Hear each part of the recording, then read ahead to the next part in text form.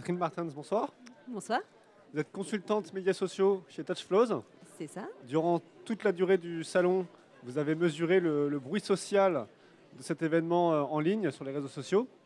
C'est exactement ça, oui. Quel est le bilan qu'on peut en tirer?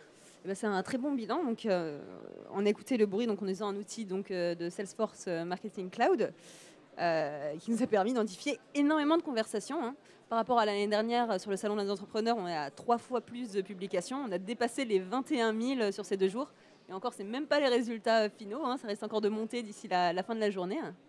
Et on a eu beaucoup de remontées, notamment des personnalités qui ont fait un peu le buzz, on va dire, durant ce salon. On veut tous savoir qui fait le buzz.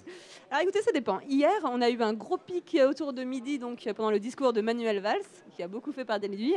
Et aujourd'hui, à 11 h, nous avons eu un autre pic pour une personnalité beaucoup moins politique, c'est Michel et Augustin, donc qu'on connaît bien pour leur très bon yaourt, qui ont fait le buzz lors de leur conférence Chèque le Palais des Congrès. Ils ont fait le show en live. Ils ont fait un show en live, oui. Il y avait énormément de monde sur place, en effet, et un très gros buzz sur les réseaux avec beaucoup de publications les concernant, oui.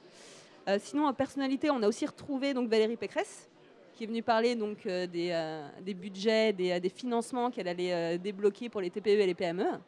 Et nous avons Maurice Lévy, qui ce matin a annoncé donc, son financement de 90 startups. Forcément, ça intéresse. Et nous avons eu Facebook aussi, donc Laurent Soli qui a fait son intervention. Et en 5e position, donc nous retrouvons Augustin. Augustin Paluel-Mormand, qui est donc le créateur de Michel Augustin. Encore lui. Donc, voilà. Après, il y a d'autres personnalités qui ne sont pas dans le top 5, mais qui ont quand même fait pas mal de bruit. Voilà, juste après, nous avons notamment Pascal Boitard. La secrétaire d'État. Exactement, la secrétaire d'État aux droits des femmes, qui a donné une conférence sur les femmes entrepreneurs, les entrepreneurs pour le coup.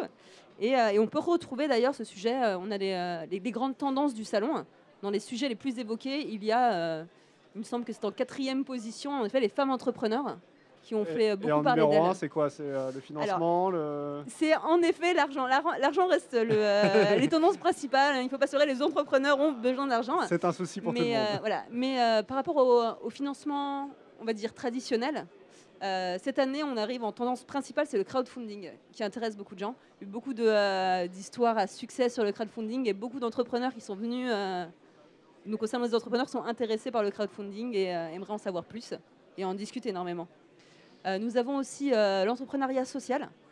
Après, de nombreux jeunes entrepreneurs voudraient remettre l'intérêt général au centre de leur démarche entrepreneuriale. On nous le dit beaucoup ici sur ce plateau, ils veulent donner du sens à leur vie. Exactement. Et à leur travail.